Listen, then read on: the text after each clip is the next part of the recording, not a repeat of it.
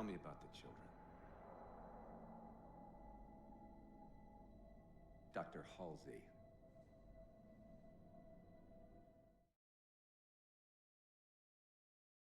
It's been 12 years, and there still hasn't been a Halo title more decisive, more of a mixed bag than Halo 4. The Bungie titles are universally loved, Guardian's campaign is universally despised, and Infinite has been universally met with a "it's pretty good." Now, if you ask 100 different fans what they think about Halo 4's campaign, some will say they love it. Some say it introduced character and emotion to a series that didn't really have any. Some will say Halo 4's campaign is a slap in the face. So what's the deal with that? How can a story be so terrible and yet so great at the same time? I recently played through Halo 4 quite a few times, and I've become a little bit obsessed with this game's narrative.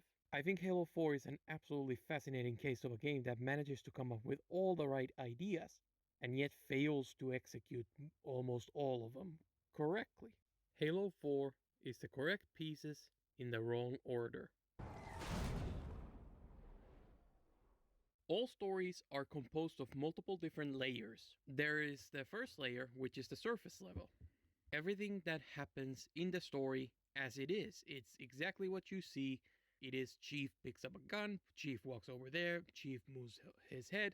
The story on this surface level. I don't have anything to add to the game's discussion over plot. Like it's been done, it's been covered. I don't have anything original to say, so I'd rather just skip it. I'll touch upon it later when it comes relevant, but I'd rather focus on new stuff.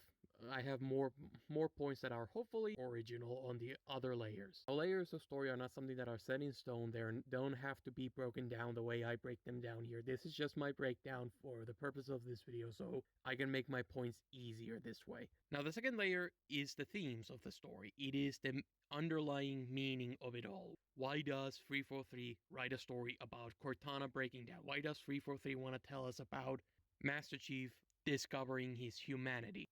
What is the underlying point of it all? Third layer is the emotional layer. How do these scenes make you feel? How do these characters make you feel? How do you emotionally react to these things? Do these scenes make you feel sad or angry or complete apathy? How do you react to these things? The final layer that I want to touch upon is the world building. It is the rules of the world. How do 343 change those rules? How do they deal with the lore of the world? It's in these layers that I think we find the truth to why Halo 4 is such a mixed bag. I believe the surface layer of Halo 4 is the worst layer of them all. The plot and the events of the game, I believe, fall short. They are nonsensical, difficult to follow. It's in the other layers that I believe you find the strength of Halo 4. The themes and the emotions of the game is where the game absolutely shines. Now, before I explain my take on why Halo 4 is such a mixed bag, I want to give you a bit of a book report. I want to jump into the themes of it. Let's do some high school level analysis on the game. Now, please stick with me here. This will all make sense later. I think there are two main themes in this story. One, the heart of Halo 4's story is Cortana. She is the one who awakens Master Chief starting the story. Her rampancy motivates Chief. She guides Master Chief throughout every turn. And at the end, Cortana is the one who saves the day. And the final climactic scene is ultimately the emotional scene between Chief and Cortana. Cortana is the star of the show. But why? What is the point of all this? Well, the answer is simple. Cortana's role in the story is to embody Chief's humanity. Before this is all over, promise me you'll figure out which one of us is the machine. Master Chief is this perfect killing machine. He's someone who never shows any fear in sign of danger. He's the perfect soldier. The threat of losing Cortana is the first thing to make Chief show any signs of fear. Cortana is artificial humanity given to Chief by Dr. Halsey. And through that connection, we find out what the game really is about. The most important relationships in Chief's life. One with Cortana and the other one with Halsey. And this is what the game and the entire trilogy was really about. Behind all the action, behind all the controversies, all the Cortana stuff, it all returns to Halsey and the Spartan 2 program. Tell me about the children. Master Chief is an abused child on a journey to reclaim back the life that was stolen from him. The very first scene in the game and the entire trilogy is Halsey's interrogation. Do you believe the Master Chief succeeded because he was, at his core, broken? The first shot and first scene of a movie or a video game or a novel should essentially work as a proxy, a little story that sums up the entire story, what it is about. So this sequence is extremely carefully thought out, extremely carefully picked to tell you what Halo 4 is about. It asks you to examine everything that happens in Halo 4 through this lens. Master Chief and Halsey and the Spartan 2 program. Just to be clear, for those who might not be familiar with Spartan 2 program's backstory and the details, or might have forgotten because this was like a decade ago. For Spartan 2 program, Halsey kidnapped little children, ages like, I think it was like 6, somewhere between like 6 and 10-year-olds, and put them through military training. And it was such a brutal training, only a very small group of people, of kids actually survived to adulthood. Spartans, their childhood was robbed from them and they were turned into killing machines. And that's what 343's story really is about. It looks at it through the lenses of child abuse. And 343's trilogy most likely was about Chief coming into terms with that. Losing Cortana is a catalyst for Chief's change for future. It sets him on a path to one day come across Halsey and face his abuser. His journey over the next 2 games most likely would be about him replacing the artificial humanity he carried around with his own. Didac took a bunch of unwilling humans and turned them into killing machines for the greater good, just like Halsey did. In this story for Master Chief, Didac works as a substitute for Halsey, a shadow, the nightmares of Halsey's experimentation. Defeating Didac is a metaphorical first step in Chief's journey of self-healing. In the same vein, Cortana's death represents Chief's death. The Chief we've known all along is now gone. An era has come to an end, and there's no going back. The final image of the game is Master Chief taking off the armor that Halsey gave him. And even in the legendary ending, we for the first time in the entire series get a glimpse at the human underneath the armor. Now you may be asking yourself, what the fuck is the point of this book report? Well, one, I like analysis, I like themes, I think that stuff is fun. I originally had like 3 hours worth of content in this script. The game is very thematically cohesive, and I wanted to demonstrate that. All these characters and their plot lines and their actions tie together. Didac has a purpose in this story. He's not a random character, he's a very purposeful one. Cortana ties into Chief and his humanity. Even Halsey, in her one scene, ties into the themes of it all. It all ties together very neatly. This is where the game really is at its best. This is where the 343's writing shines. While the themes really shine, the plot really kinda doesn't. The game has a weird contrast where someone like Didac, as a villain, in general is considered to be bad. He's bad because his presentation is boring, his performance is boring, the way he's written is boring. He's a boring character. He's a very generic bad guy who uses the Force to monologue at you. But thematically, he's actually very well done, very relevant, very much has a purpose in the story. While most would probably agree that Didac is more on the side of bad than good, this contrast applies to a lot of other characters. Take another character like Palmer. Her character appears in like 2 scenes, and she really accomplishes nothing in the game. Absolutely worthless. But then you look at the thematic surface, while she's not the most engaging character, her role is to contrast with the Master Chief. Master Chief is the perfect soldier, the Spartan 2 who lost his humanity to become the killing machine. Here's Palmer, someone who is not beaten as a child. One game at a great cost, while one is gave out consent to be a Spartan. Palmer is introduced without wearing a helmet, which is really stupid because you're in an active war, so put on your fucking helmet, lady. What the fuck? There is a point to it. It's like visually showing a humanity that Chief is lacking. Chief wears a helmet, hides his face, while Palmer is running around with her face revealed because there is a more of a human there. Although it is kind of stupid. Wear a fucking helmet in a war zone, like, holy... There's a thematic reason why Palmer is here. It's just that plot-wise she's kind of ass and pointless.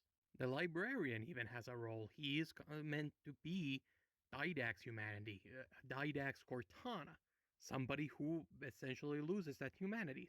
And it's a great contrast that works for Chief, but it also is a warning message of what could happen to Halsey in a worst case scenario. Like, Halsey might still have some humanity, he's the only one beyond Cortana to refer to Master Chief by his real name. What does John have to do with this? He sees Spartans as humans to a degree, which kind of makes the things she does kind of worse. If Halsey keeps going, she can end up like Didact. Librarian sucks ass as a character, but at the same time, this is a genuinely great part of the story, great part of the themes and the meaning of it all. Themes are a really important part of a story. They add meaning. They are what we take away from these stories. Without themes, you have just stuff that happens for no real reason, and it's ultimately very vain, very meaningless. And even if somebody is not able to write book reports on something like this, but I think you can still feel that cohesion underneath Halo 4. You can feel that this all fits together somehow, even if you can't tell how even if you can't put into words how these themes tie together. All you can hope is that 343 learns in the future. Fuck. I think this is what leads to the difficulties in Halo 4's discussions. And it's a personal choice. Some people really don't care as much about themes. They are still important to a story. You can't ignore them, but some people put more emphasis on things like plot and the more immediate things. Some people care more about how emotionally they respond to the story. I personally am really into themes. I find this kind of stuff fun. So Halo 4 to me is quite rewarding to play, even with all of its flaws. While to someone else, it might feel very frustrating. The intention behind Didact doesn't make up for the boredom of Didact. But for me, it does kind of do a lot to recover the villain. He still sucks, but I can appreciate him to a degree. Now, I want to return to Cortana here and focus on the execution of her storyline. Not just the themes, but the everything about her. I want to look at all the ways Cortana, a storyline, works, how they bring her character and arc to life. And I want to look at all the ways it really doesn't work, or I want to look at all the ways it doesn't really come together. Halo 4 is a transition game, a bridge between two different Halos. The first level of the game is set on a UNSC ship that is under attack by the Covenant forces, and you fend them off. And the mission ends with you crash landing on a mysterious planet. There's a lot of green scenery, and you ride around in a warhog trying to figure out what's going on. A mystery is a big part of this part of the game.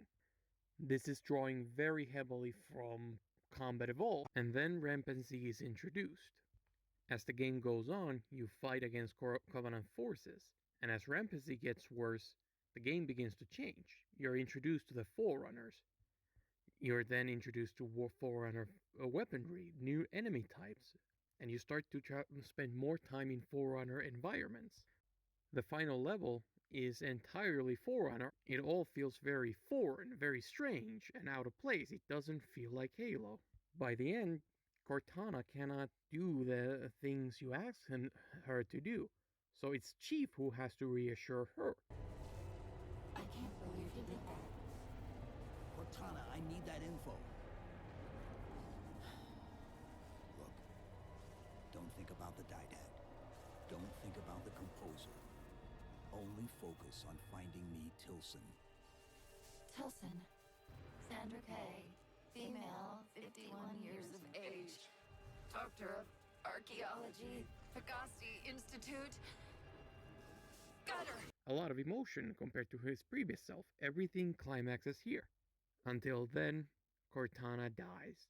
And this really marks the end of the old Halo. Master Chief's character arc comes to an end, as he is now left a different man. Cortana is gone, and even the Covenant forces, in a sense, are gone. Nothing about the final level resembles old Halo. It's a message. The transition is complete, and now we're left into a whole new era, and nobody knows what comes next.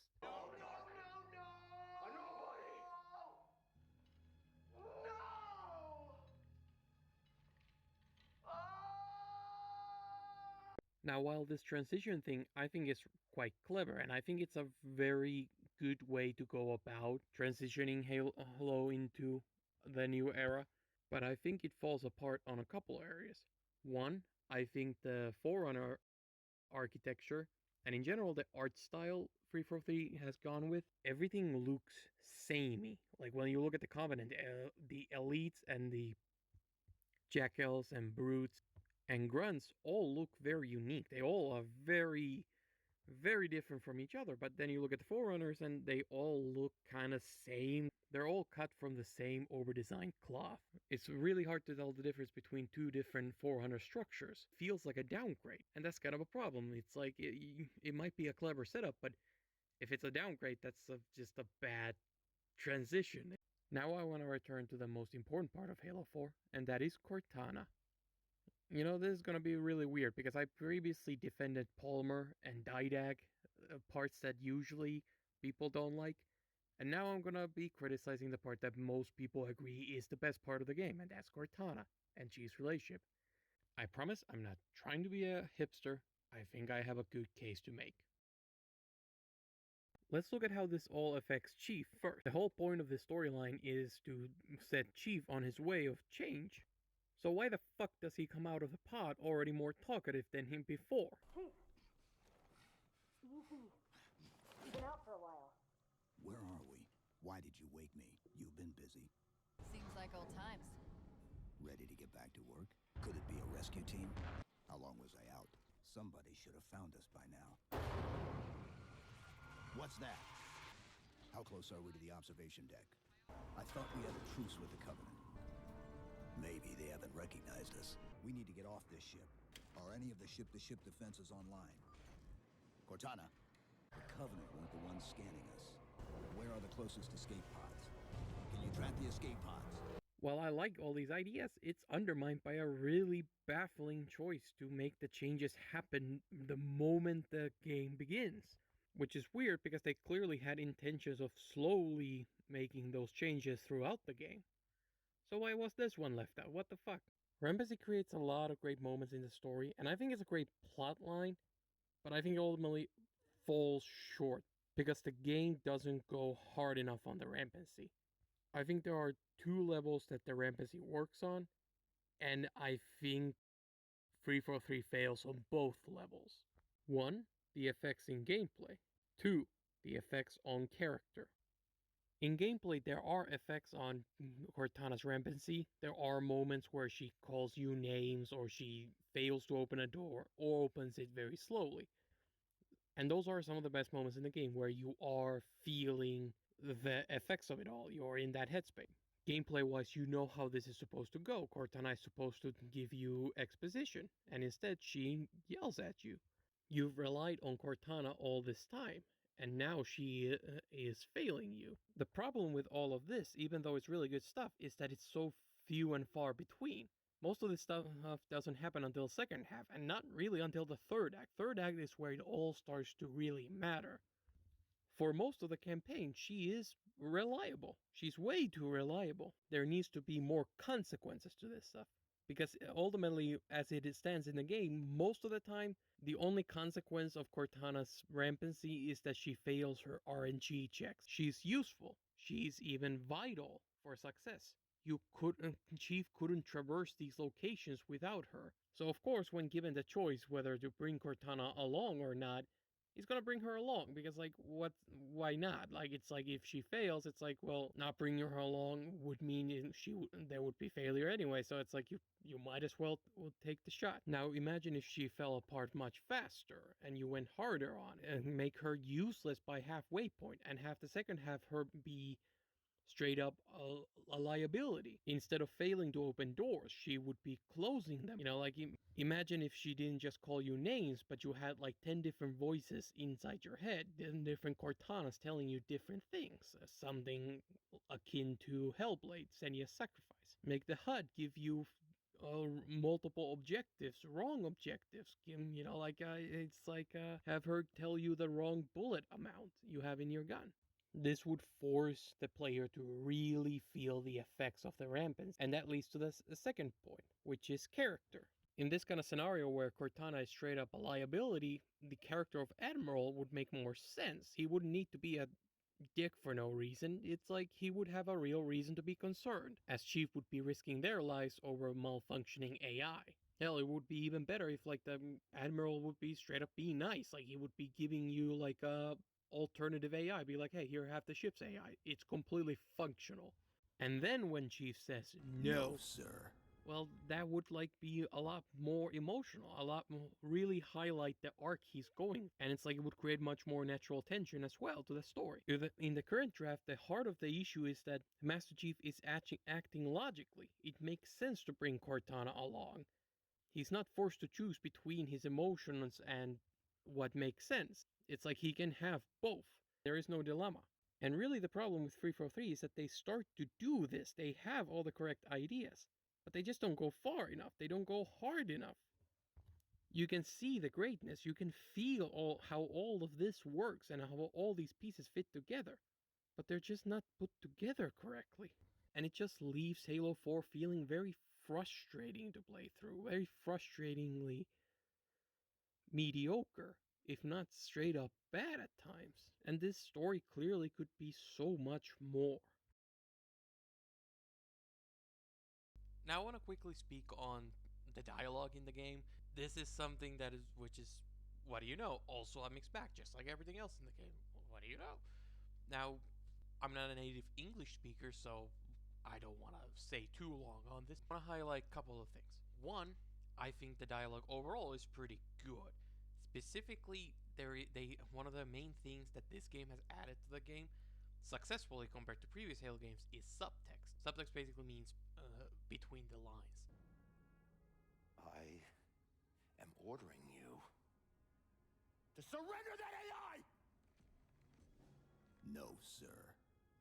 Subtext in that refers to the underlying emotion. There's a threat to it. Welcome home, John. Which is essentially her saying, I love you. And that's what makes it the dialogue feel more real and more satisfying to listen to and more engaging overall. There is more character to it. It's also worth noting that in this game there is more emphasis also on things like body language and tone and things like these. The characters act more like people. They walk and act and talk and move like real people, and they can sometimes even just body movement are lines. So Cortana touches Chief's chest in the final scene. That is, a way of showing love. It's like a little bit of a subtler way to show that instead of just saying I love you. And the game is in general, Halo 4 is a lot more complicated in its morality, so it gives it more room to do these things. It's an entire game about the effects of child abuse on a person and them trying to come into terms with it without ever saying it. That's pretty good. It's, well, not good. I've specifically talked about why it's a problem, but still, that is what makes these kinds of things a little bit more mature, a little bit more satisfying, and adds more depth to it. Now, there is a downside to it because, once again, while there is great praise here, this is some of the best dialogues in the series. It is also some of the clumsiest. Like, it's never Halo 3 levels, but god damn, it can be quite melodramatic.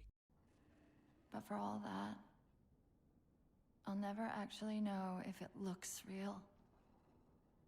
If it feels real.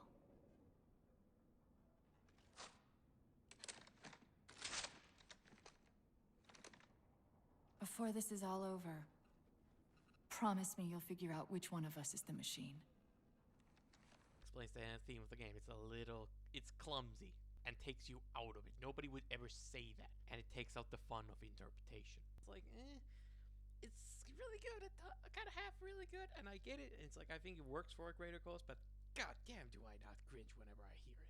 The game also has real problem with exposition dumps. It's a lot of this dialogue is just telling you what is happening. A device which will allow him to finally contain the greatest enemy ever faced by the Forerunners. You. Mankind spread into the stars with an unexpected, desperate violence. Entire systems fell, a final great journey. But the Didact refused to yield our mantle of respect. It's like kind of one of those things where it's like if you do too much at the same time, it doesn't matter if you're giving me the information. My brain kind of starts to forget the earlier stuff you say in the scene, so some of the information just kind of While I heard it's kind of doesn't fully register. You didn't give me enough time to process it, so it just ends up feeling like things are vomited on me. Too much of the dialogue, and it's kind of boring. And these are the scenes where often the subtext isn't there. It's just pure exposition, and that's boring. So subtext is really great in those dialogue scenes where the characters get those character moments, like the final scenes, the ending, even somewhere in the start. But then there are these other scenes where it's just kind of shit. One thing Halo 4 has improved upon is the cinematography and direction. The delivery of lines and the scene direction is a massive step up from the previous games. Let's look at the scene, for example, where Cortana dies. The scene has a very well done build up towards the climax of Cortana's demise. The scene begins as we start with the camera. The scene begins with the camera further away from the characters, and their dialogue is relatively cold at this point. It's exposition, talking about where they are, what's going on, and just explaining the scene. Then the characters move closer to each other, and the camera zooms in with them, indicating that the conversation gets more serious, that it is getting more heavy. They are getting emotionally closer to each other as well. And then the zoom in even one more time when Cortana breaks the touch barrier and touches Chief in on the chest. Now the camera zooms in onto full close-ups. With the touch, Cortana begins the emotional part of the conversation where they start to get, well, emotional. Then, as Cortana dies, the camera zooms out with, we return back to the knee shot, a full body shot from the knees up. And then, like to indicate the emotions Master Chief is going through. Even though we can't see his face, we know what he's feeling. He's not even really moving anything. What tells us what he's feeling is purely the cinematography and the direction. It's the slight zoom out as the world crumbles around Master Chief that really sells the emotional impact of what's happening. You look at beyond this, everything in the scene really works to enhance this point. The whole scene could be set in space, but it isn't. It's set in a blue room, and blue is the saddest color of them all. Blue is such a sad color that we even named an entire genre of sad music blues. When somebody's sad, we say, "You got the blues." Blue is a sad color. It gets the melancholy and the sadness across. It sets the tone, and there is a pattern going on, this moving pattern in the background that is kind of closer to could be read as rain or teardrops, something that is watery, kind of, while not being literally rain or water, it kind of sells that kind of movement and that kind of imagery in the scene. And this kind of quality is very consistent throughout the entire game. The direction of the game is fantastic. When you think of like a Halo novel, like what if I write a Halo novel, what makes it Halo? What are the recognizable elements that separates Halo from a lot of other worlds? What are the main core elements when you think of a Halo game? What do you think about? And I've broken down my take on that. I don't know if there's a series Bible or something. I'm sure there's 10 Commandments or something, but here's mine. What I think are the recognizable elements. One is probably the main thing I think most people think about when they think about Halo, and that's the human covenant war. Basically, Covenant and humans as those factions. Now, Covenant in the series, right? It's like I don't think they need to be specifically at war. I think Covenant itself is its own point. It's this religious, fanatical faction, this combination of different alien races. That's kind of interesting. Now, when we look at the Covenant, if you were to write a Halo story, what would you do with the Covenant? Because they've been explored very thoroughly in the series. Covenant have been the main enemies in the series. They've been an alternative species. There have been a new alternative species that took over the Covenant, and they became the main enemies. We've been allies with the Covenant. We've been the Covenant. We've been the Arbiter. We've had Covenant civil war. Like, what are you gonna do with them? Like, there isn't a whole lot you can do with Covenant. Don't remember, there's always infinite amount of stories. If somebody really wants to write a story about Covenant, they can. But essentially, all like kind of the main beats have been explored to a degree. I would argue that Bungie did a very thorough job of doing what they can in 3 games with the faction, and there isn't a whole lot of exciting things you can do with them. So that I don't think they should be a focus of a new game. I think they are at best left as a third party up to some shenanigans. That makes sense, but I don't think they can hold up a new Halo game just by themselves because they are kinda being done already. And this is what 343 does, really, in the game, right? You have an alternative Covenant faction working as an underling for the new big bad faction. And I think that setup is actually pretty fine. It actually works. And the way they use Covenant to introduce this game and then transition away, I think is in general understandable and good use of the Covenant in theory. Then there's the humans, of course. That is the other big faction. Humans were never really explored, weirdly enough. We play as them in every game, but we never really explored humans. We've seen ODST, we've seen Spartans, but we don't really know, based on the games, how the human world works, what the politics are, what the government is. I think that's a really good way to expand Halo's world from Bungie. And making this more morally gray, I think is a fine way to do a different take on Halo without fully destroying the world. I think it's a very natural expansion of the world. That's something the books already started, so you're just really playing into the other possible take. And I think it's building on Halo 2 and the books. If you were to push this story even further in future games, you could get some really interesting narratives, but also you could get some fresh gameplay out of it. Human enemies is something that Halo has never really done before. I could see a game where Master Chief goes rogue and the government has to send in other Spartans to hunt him down. So you have to work against your former allies who are also your equals in gameplay. How kick-ass would it be if you were to fight against other Spartans who'd use your own techniques against you to take you down, and maybe the new Spartans have new tech Chief doesn't have access to. So it gives them an edge, and Chief has to use his wits and experience to survive. Oh, there's the flood. Let's just not. Now, I think there's only really one more one final big thing you can really explore with Halo, and that's the Forerunners. All the other factions are kind of used up, and they only have so many ways you can use them, humans being the exception, which are in this game as well. Humans and Covenant being the humans and the Forerunners being the big new thing. I think it's a very natural direction for the story to take.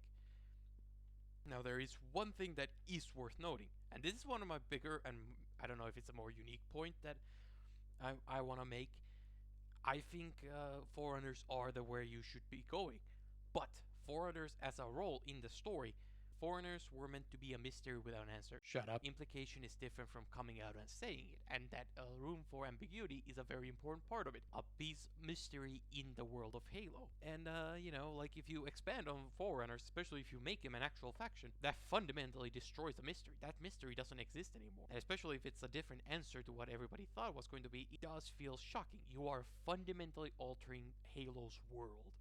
So while expanding on humans doesn't feel like a betrayal of the human politics, I think having an alternative Covenant faction doesn't betray Arbiter's arc. This does change how you view Halo and a piece of it. So it does retroactively, I think, affect Bungie's games a little bit. And I don't think this is fundamentally a bad thing. Argument over Halo 4 story direction, and specifically about whether Forerunners and to a degree human politics should be included. I don't think the argument is about whether those things should have been here or whether they did them correctly. I think a lot of times the argument truly is whether there should be a Halo 4 in the first place. It's more about the fundamental existence of the game. I think it's a point, like, I fully understand if somebody doesn't want it. It's like a moot point. Like, the game exists, and there's no scenario where you can do that as quote-unquote respectfully unless you do a prequel or something. And that runs its own risks, and, that's a whole different thing from a sequel, and comes with completely different requirements.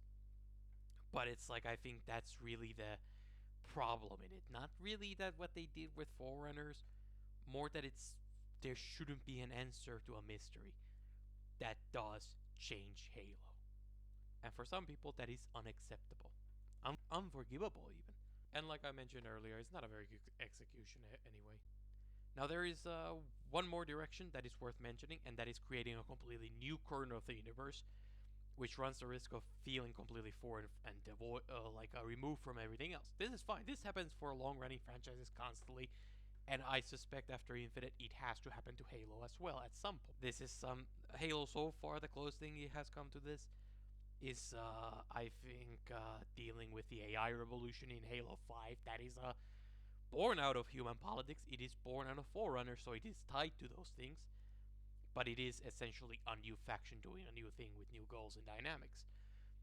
So that is one thing you can do. If somebody is clever enough, writers can probably think of more things. I can't because I'm stupid as shit, but that is another option. Inventing new things, and that's a whole different thing. I want to make one more point about Halo 4's story, why it feels so mixed. There's problems in executions. There's problems in the themes of it. There's problems in the character work. There's problems in plot. But one big thing that is worth noting about Halo 4, that a lot of these ideas, that even the good ones, one of the reasons why they fall short and feel a little wrong and weird and out of place is because Halo 4 story is fundamentally incomplete. This thing is a catalyst. So it's a first part in a trilogy that never happened. So it sets up a lot of storylines. Like it sets up the whole Halsey and Spartan 2 program, and never really goes into it. That is for future. So Halsey is in the game for like a scene and then dips out. It feels out of place.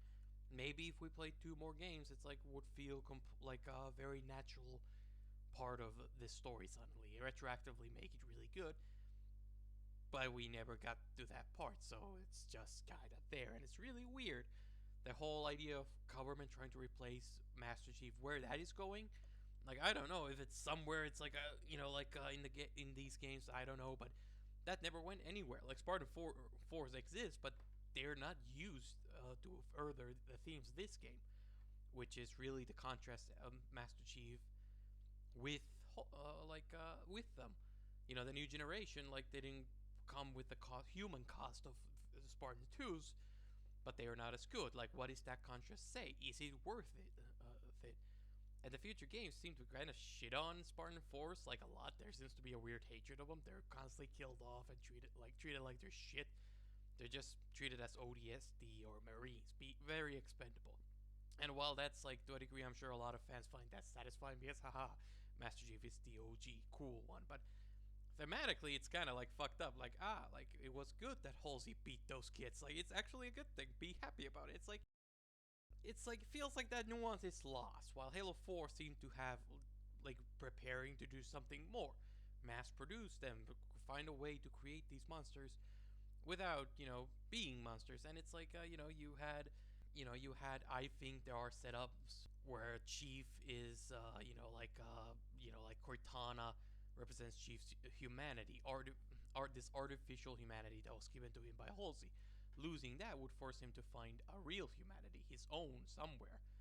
And I think there would have been like a thing where it's like Master Chief, where Halsey was being set up to be wrong, but not in a childish she's evil, but it's like human, like maybe probably didn't need to go as hard as like you did. I feel like there's setups for a nuanced answer, and that is all thrown out by the future sequels, making this game kind of worse for it. Lasky is set up as like this, like essentially new Keys or new Johnson, and he fucking disappears from these games. There's some lines in the game about like things being culmination of 1,000 years of planning. What the fuck does that mean? I would love to know, but I don't know. Maybe I missed something. This game can be a little confusing on the plot front, so maybe I'm like this is just referring to evil plans and shit, but it does feel a little out of place. Like, what fuck planning are you talking about? Like, what exactly? I'm a little confused, and I don't know if that's set up or that I'm supposed to remember in the next game and that comes back around, or if it's just I'm confused and got lost in all the exposition. The accelerated evolution of Master Chief comes into play a little bit with the thing hitting Master Chief and he doesn't die, but I'm pretty sure having accelerated evolution should be a much bigger deal than one quick scene that really doesn't need to happen. Like, Chief doesn't need to be hit by that thing. It feels like it's just an excuse to. It feels like they're paying off a Chekhov's gun, but that gun is more for something later. Like, Chief is now the chosen one because of this, and it's like, I'm sure that was gonna go somewhere, right? It's like, it's so disappointing in this game, and it's like, I think that's just like more of a setup for something else in the future. Whatever that is, we will never know. Like the evolution of humanity is referred to multiple times, right? Halsey talks about evolving humanity. Didac talks about evolving humanity. Chief literally is evolved as a human being by the librarian. It's a big motif that again doesn't really go anywhere. It's like, like what the fuck, like like all this talk about evolution of humanity and just doesn't really get a satisfying answer. I don't think there's a satisfying payoff for all that talk about it. Didac falls into the void and dies. We never see the body, so maybe he was supposed to become back as a recurring villain. I'm not entirely sure. I think there seems to be. I think thematically there's, you don't need him anymore, so he's kind of spent. He's not a very great villain in general, but I could see them maybe do something with him. Maybe it's like you can or cannot bring him back. It's up to you. It's really a dealer's choice. But his talk about reclamation has begun. It's like makes it sound like this fucker either did something or something's happening, and that reclamation is related to all that evolution of humanity, accelerated evolution, and all the planning. And you'd think the man of planning would come back. I think there's a possibility of that was supposed to happen. And then one more is that the librarian probably gets murdered, but again, we don't see her body either, so I could also see her coming back. And since these two have a relationship that is established in the fucking terminals for some reason, it's like, you'd think that would be relevant later. So it's like feels like, okay, she dies, but I think didn't really. I don't think either of them really died. I think there's more to their story, but it's not here. It's for the future games. And again, it just makes it all feel weird when they never get to it. The tragedy with Halo 4 is that it's a game that, while messy, it could have been greater than some of its parts if it was ever finished properly. But because it never got its continuation, it's forever doomed to be a lesser story for it. And that's just quite tragic.